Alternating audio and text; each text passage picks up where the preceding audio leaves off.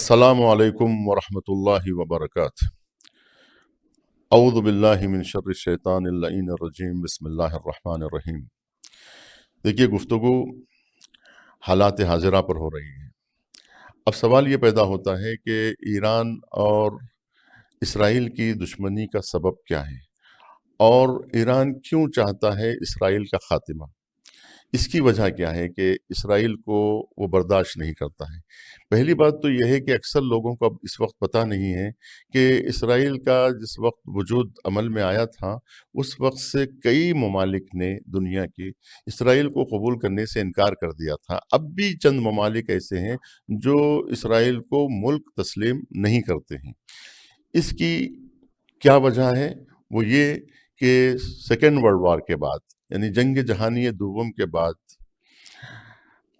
अंग्रेज़ों ने और दीगर मगरबी ताकतों ने फ़लस्तीन में सहूनियों को इसराइल जैसा मुल्क बनाने की इजाज़त दी और इन्हें मुख्तलिफ ममालिक से लाकर इन्हें फ़लस्तीनियों की सरज़मीन पर बसाया गया। यहूदी जो वहाँ के क़दीम यहूदी थे, उनके अरबों के साथ अच्छे ताल्लुक़ात थे, लेकिन जब से सहूनी फ़िक्र के लोग वहाँ आने लगे, इसके बाद से इन्होंने प्री प्लान लोगों को बसाया और फ़लस्तीनियों की ज़मीनें कौड़ी के दाम में ख़रीदना शुरू की। बंजर ज़मीनों को और खेती की ज़मीनों को सब एक के बाद दीगरे कम कीमत में ख़रीदने लगे और बसने लगे।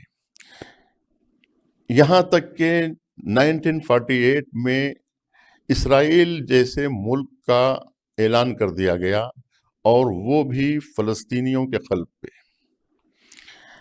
अब सवाल ये पैदा होता है कि यहाँ इसराइल बनाने का क्या जवाज़ बनता था और क्यों इसकी सपोर्ट की गई।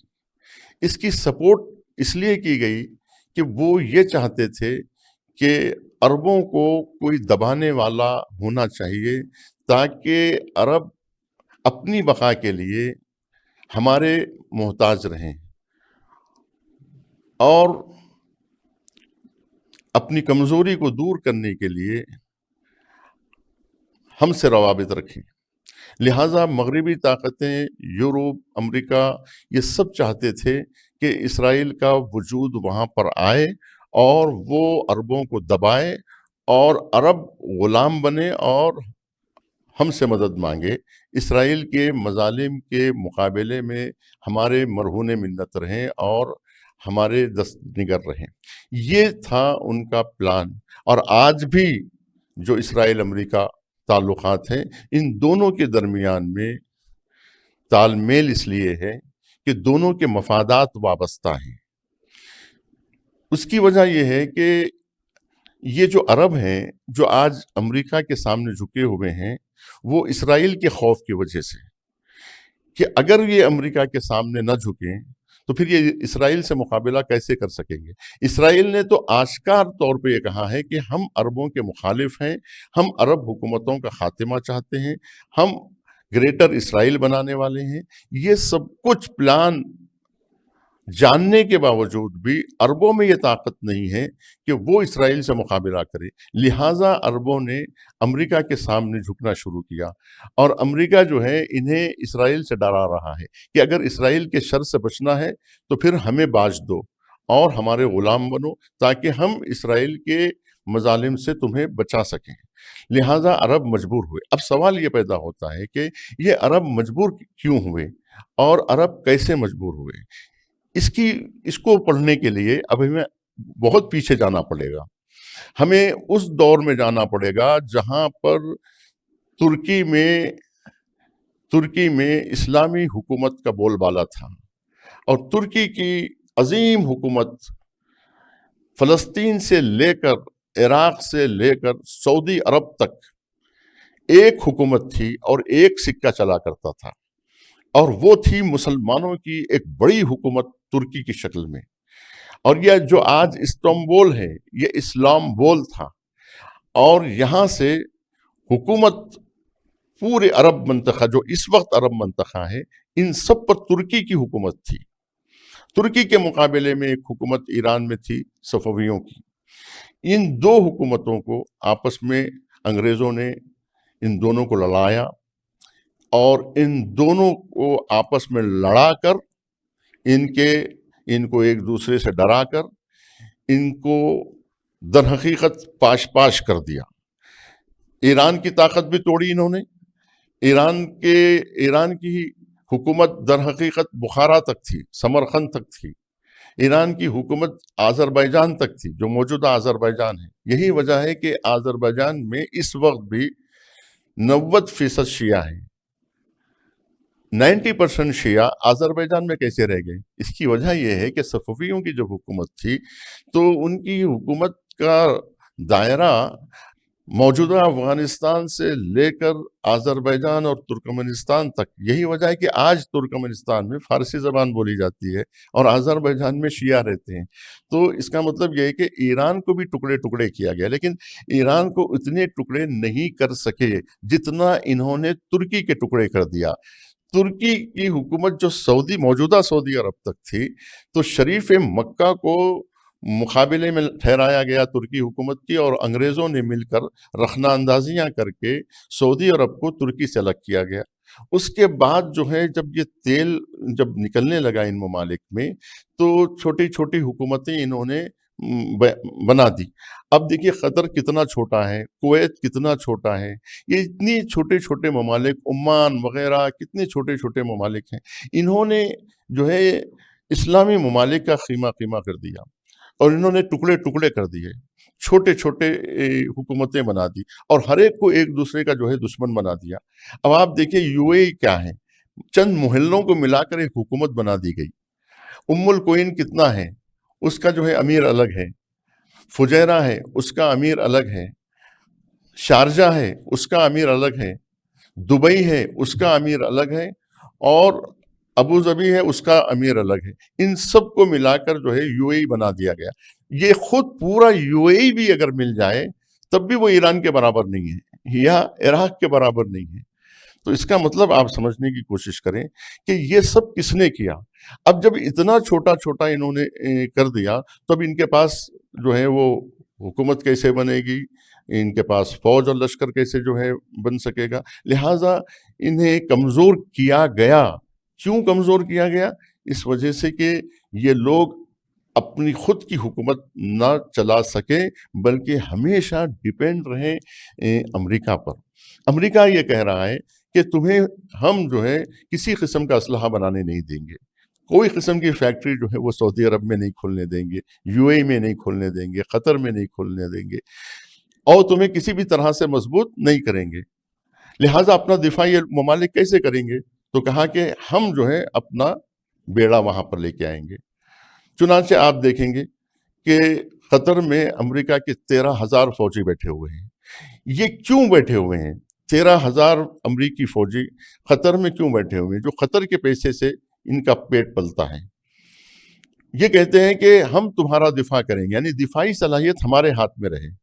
जब दिफाई सलाहियत जो है वो किसी मुल्क के इख्तियार में ना हो, फौज उनके कंट्रोल में ना हो, और जो है उनके पास जो है हथियार ना हो, उनके पास कोई ताकत ना हो, तो वो अपना दिफा कैसे कर सकते हैं? लिहाजा अमेरिका ने दिफाई महाज अपने हाथ में लिया। जैसा कि आपने देखा कि मिस्र की इतना बड़ा इस्लामी मुल्क क्यों जो है वो अपनी बात नहीं कर सकता है और अपनी बात नहीं रख पाता है। उसकी वजह भी यही है कि जो मिस्र की जो फौज है उसको अमेरिका जो है मेंटेन करता है, और वो मुअय्यन करता है कि कौन जो है वो फौज का सरदार बने और कौन जो है जनरल बने, कौन कर्नल बने। पूरी फौज जो है उसका खर्च जो है वो अमेरिका बर्दाश्त करता है। और इस तरह से मिस्र की हुकूमत को फौज की वजह से कंट्रोल किया जाता है कि मिस्र का जो बादशाह होता है या वज़ीर आज़म या सदर जमहूरिया मिस्र का, अब जैसा सीसी को लीजिए जो मिस्र का सदर जमहूरिया है, ये क्या कर सकता है? अगर फौज उसके हाथ में ना रहे तो कौन सा वो एक्शन ले सकता है? नहीं ले सकता है। तो यही वजह है कि अमेरिका ने ये पूरी ताकत अपने हाथ में रखी है, जिस वजह से अरब कुछ नहीं बोल पाते हैं। और इन अरबों को ایک دوسرے سے جو ہے لڑایا گیا اور ایک دوسرے سے اختلاف کروایا جاتا ہے، اور یہ نہیں چاہتے کہ یہ سارے عرب مل جائیں آپس میں۔ اب عربوں کا اختلاف آپ دیکھیے، قطر اور سعودی عرب کا اختلاف دیکھ لیجیے، اور اسی طرح سے عراق اور کویت کا اختلاف آپ دیکھ لیجیے، جو عربوں کو عربوں کے خلاف جو ہے لڑایا جاتا رہا۔ دوسری طرف مسلمانوں کو مسلمانوں کے خلاف جو ہے لڑانے کی کوشش کی جاتی رہی، تاکہ مسلمان آپس میں متحد نہ ہو سکے۔ اس کے لیے دہشت گرد گروپ جو ہے وہ امریکہ اور برطانیہ جو ہے وہ وجود میں لاتے ہیں، جس کا مقصد یہ ہوتا ہے کہ مسلمان حکومتوں کو آپس میں لڑایا جائے اور ان کے اندر رخنہ اندازی کی جائے، اور ایک دوسرے کے خلاف جو ہے وہ محاذ آرائی کروائی جائے۔ چنانچہ افغانستان کی صورتحال آپ جانتے ہیں، افغانستان پاکستان کی صورتحال، اس کے بعد جو ہے آپ دیکھیں گے ایران اور عراق کے درمیان میں یہ ساری چیزیں وہ کرواتے ہیں اور مسلمانوں کو بدنام کرتے ہیں۔ یہ سب طاقت انہوں نے اپنے ہاتھ میں رکھی ہے۔ اب مسئلہ ایران کا آ گیا ہے۔ جب ایران میں شاہ کی حکومت تھی تو اس وقت کنٹرول پورا امریکہ کا تھا، چنانچہ امریکی ایمبیسی وہ حکومت کرتی تھی، وہ فیصلہ لیتی تھی کہ کون ایران کے حکمران بنے گا، کس کی حکومت آئے گی اور کس کی حکومت گرے گی۔ ایران کے سیاہ و سفید کا مالک امریکہ تھا۔ چنانچہ جب امریکہ نے 1948 میں اسرائیل کو سمرتھن دیا اور اسرائیل کو جو ہے عربوں پہ مسلط کیا، تو اس وقت امام خمینی جیسی شخصیتیں وہ تھیں کہ جنہوں نے ایکشن لیا اور جنہوں نے شاہ کی مخالفت کی۔ اب سوال یہ پیدا ہوتا ہے کہ دیگر جو حوزہ علمیہ تھے مسلمانوں کے، دوسرے جو دینی مدارس تھے، مسلمانوں کے جو دینی علماء تھے، وہ کیا کر رہے تھے؟ یہ ایک بہت بڑا مسئلہ ہے کہ اسرائیل کی مخالفت صرف امام خمینی یا شیعہ حوزے سے کیوں ہوئی؟ سنی حوزہ علمیہ کیا کر رہے تھے؟ یہ ایک مسئلہ ہے۔ تو دیکھیے مخالفت جو ہے سنی تحریکیں کی، لیکن اس کے پیچھے علماء نہیں رہے، جس کی وجہ سے سنی تحریکیں کمزور پڑ گئیں۔ مثال کے طور پہ اخوان المسلمین ہے۔ اخوان المسلمین اسرائیل کو پسند نہیں کرتی تھی اور وہ ایک مسلمانوں کو منظم کرنا چاہ رہی تھی۔ اخوان المسلمین کو بار بار توڑا جاتا ہے۔ آپ سمجھتے ہیں کہ سعودی عرب صرف شیعوں کا یا ایران کا دشمن ہے؟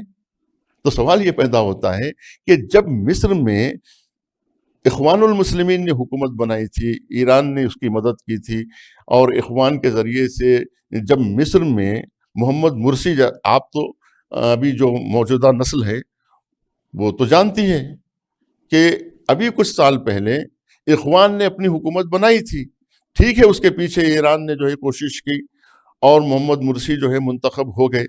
تو محمد مرسی کی حکومت کو کس نے ختم کیا؟ سعودی عرب کے ذریعے سے امریکہ نے محمد مرسی کے خلاف تحریکیں چلائی، 5000 اخوان کے افراد قتل کر دیے گئے۔ کس جرم میں؟ کہ تم نے حکومت کیوں بنائی؟ اور آپ دیکھیں گے کہ حسنی مبارک ان کا جو ہے چمچہ تھا، ان کا جو ہے نوکر تھا، ان کا غلام تھا، تو 30 سال تک حسنی مبارک کو مصر میں حاکم بنا کے رکھا گیا۔ لیکن حسنی مبارک کے 30 سال تو امریکہ کو برداشت ہوئے، لیکن محمد مرسی کا 1 سال نہیں برداشت کیا۔ اس کی کیا وجہ ہوئی؟ کیونکہ وہ چاہتے تھے کہ یہ جو نظریہ ہے اخوان کا، یہ نظریہ جو مسلم تحریک کو آگے بڑھانے والا جو نظریہ ہے وہ ختم ہو جائے۔ اس کے لیے یہ کام کیا گیا۔ اور مدد کس نے کی امریکہ کی؟ سعودی عرب نے کی۔ سعودی عرب کو یہ بتایا گیا کہ ہم تمہارے ساتھ ہیں، ہم تم کو جو ہے مسلم دنیا کا جو ہے طاقتور ملک دیکھنا چاہتے ہیں، یا ہم تمہاری مدد کریں گے، اور مصر تمہارے مقابلے میں نہ کھڑا ہونے پائے۔ ہم جو ہے مصر میں ایسی حکومت لائیں گے کہ جو ہمارے اختیار اور ہمارے کنٹرول میں رہے۔ چنانچہ آپ نے دیکھا ہوگا کہ محمد مرسی جب صدر بنے تھے تو انہوں نے ایران کا دورہ کیا تھا، اور محمد مرسی کے ایران سے تعلقات تھے۔ جب محمد مرسی بنے، اخوان جب آئی حکومت میں مصر میں، تو سب سے پہلا کام اخوان نے کیا کیا پہلا کام انہوں نے یہ کیا کہ اسرائیل کا سفارت خانہ مصر میں بند کر دیا اور غزہ والوں کو مدد کرنے کی بات کہی، جس کی وجہ سے انہوں نے ان کے تیور بھانپ لیے اور کہا کہ یہ حکومت نہیں پنپنا چاہیے کہ جو غزہ والوں کی مدد کرے اور اسرائیل سے رابطہ توڑے، لہٰذا یہ حکومت نہیں رہنی چاہیے۔ تو جو امریکہ اخوان کو 1 سال نہ برداشت کر سکا، وہ ایران کو 45 سال کیسے برداشت کرے گا؟ تو وہ چاہتے تھے کہ ایران کا انقلاب اسلامی کا بھی گلا ایسے ہی گھونٹ لیا جائے۔ اب سوال یہی ہے کہ جس طرح سے شیعہ علماء اٹھے اس طرح سے سنی علماء کیوں نہیں اٹھ سکے؟ اس کی میں ایک وجہ بیان کرتا ہوں، جو وجہ خود جمال الدین اسد آبادی نے بیان کی۔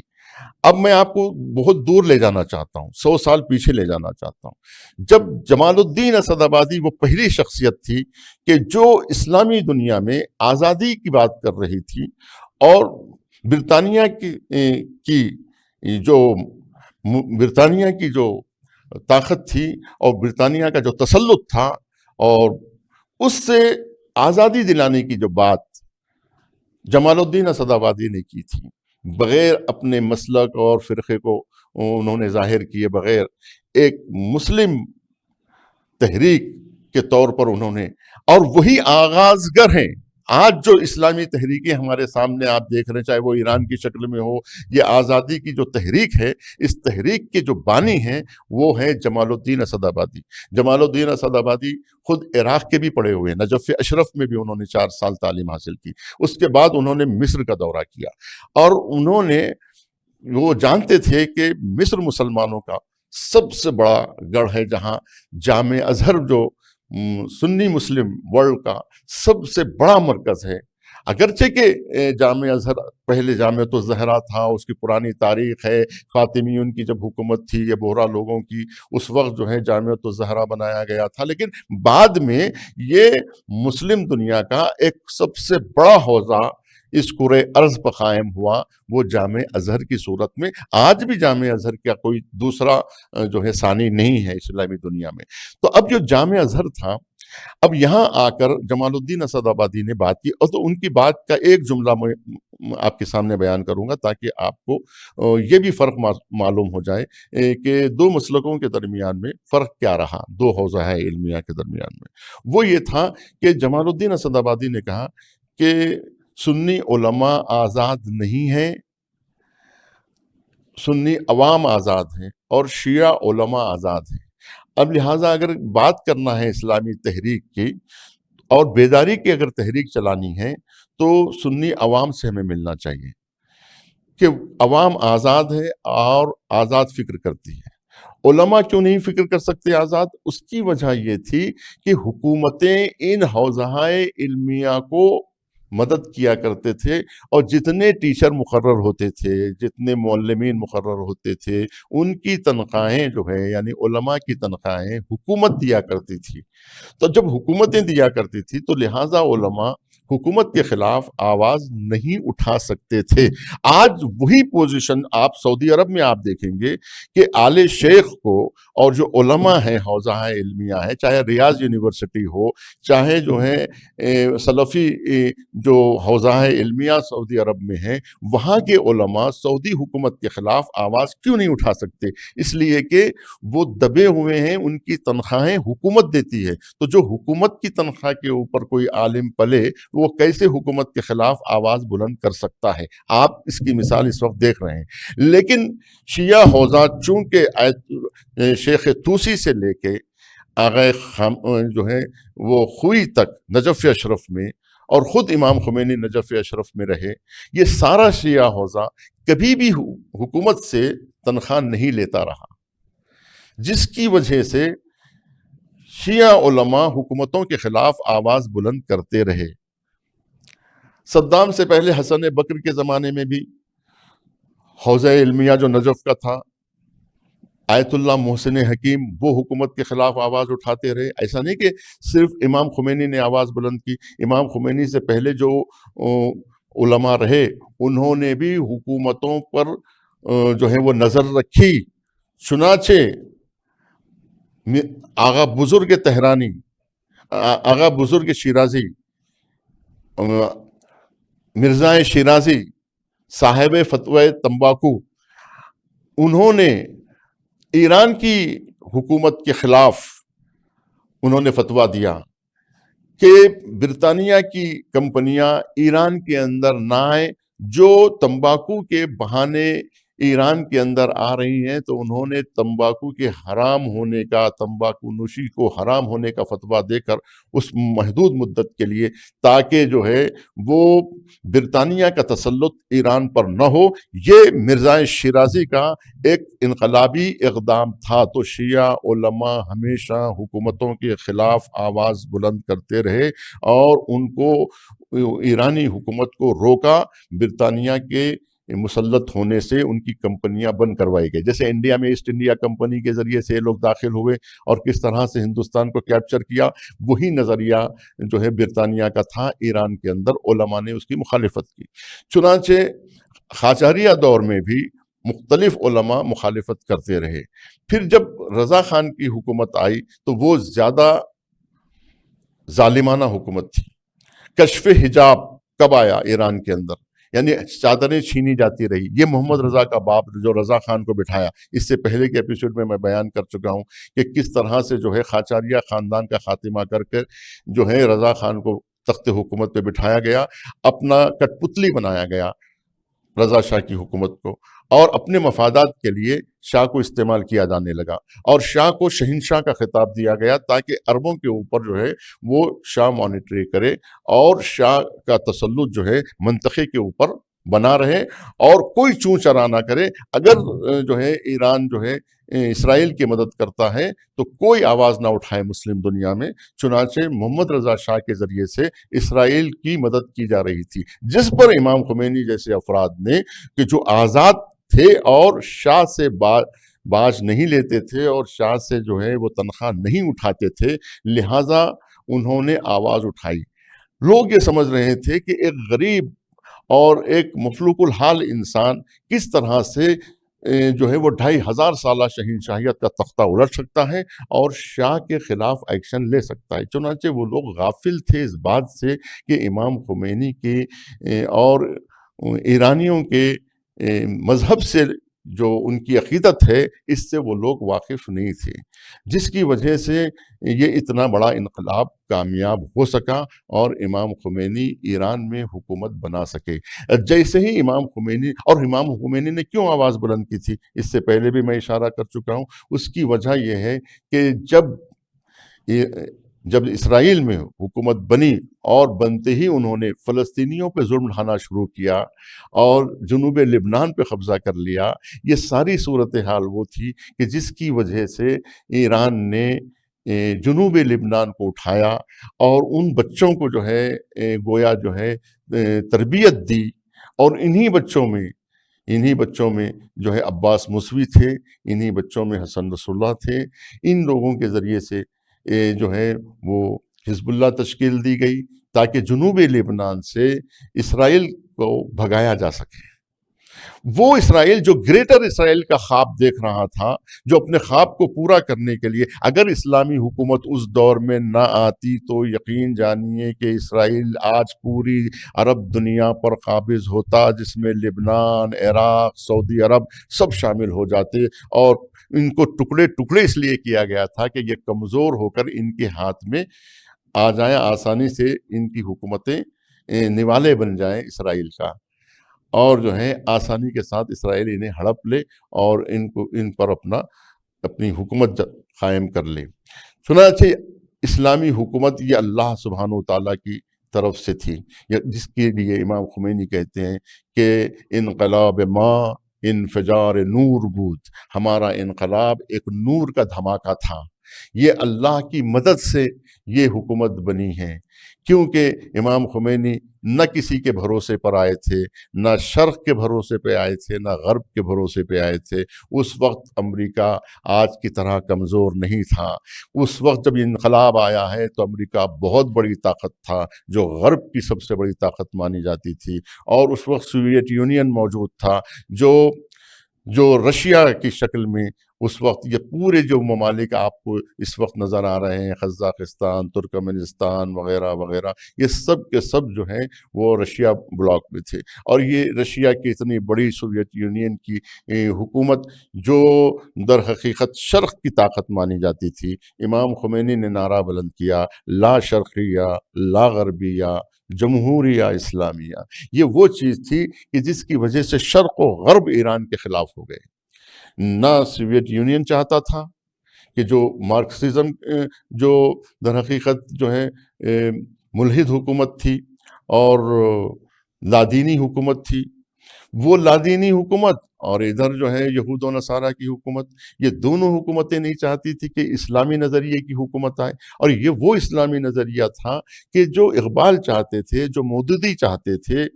اقبال نے کہا تھا کہ تہران ہو اگر عالم مشرق کا جنیوا، شاید کہ کرۂ ارض کی تقدیر بدل جائے۔ وہ چاہتے تھے کہ مڈل ایسٹ میں ایک ایسی حکومت آئے مسلمانوں کی، یہ علامہ اقبال چاہتے تھے، یہ جو ہے اسلامی مفکرین چاہتے تھے، لیکن ان کا خواب پورا نہ ہو سکا۔ وہ خواب پورا کیا امام خمینی رحمۃ اللہ علیہ نے۔ ہم گفتگو کو انشاءاللہ آگے بڑھائیں گے، یہیں پر اپنی گفتگو کو ختم کرتے ہیں۔ والسلام علیکم ورحمۃ اللہ وبرکاتہ۔